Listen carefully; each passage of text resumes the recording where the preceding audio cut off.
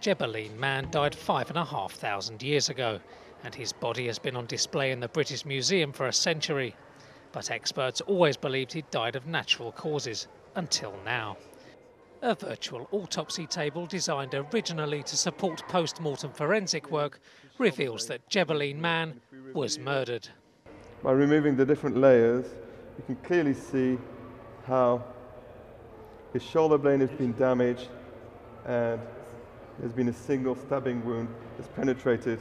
Museum curator Daniel Antoine is inviting visitors to examine the evidence themselves.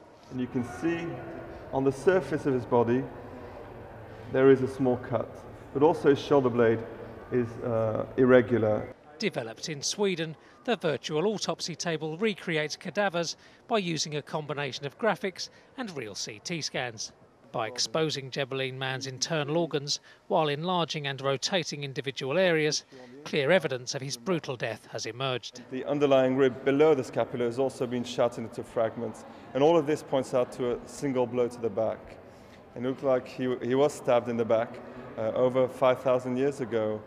The absence of any defensive wounds suggests it was a surprise attack on a man in the physical prime of his life. We've been able to discover that he was actually a young man when he died, probably between the ages of 18 and 21.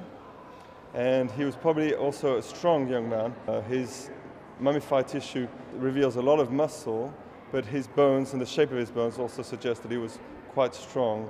Found in a shallow grave in Upper Egypt in 1896, Jebelin man had been dried and mummified by the hot sand. He'd been buried in the fetal position, as was customary in ancient Egypt. 5,500 years later, he is still the object of fascination for museum visitors. And now, thanks to the virtual autopsy table, his story is likely to attract a new army of fans.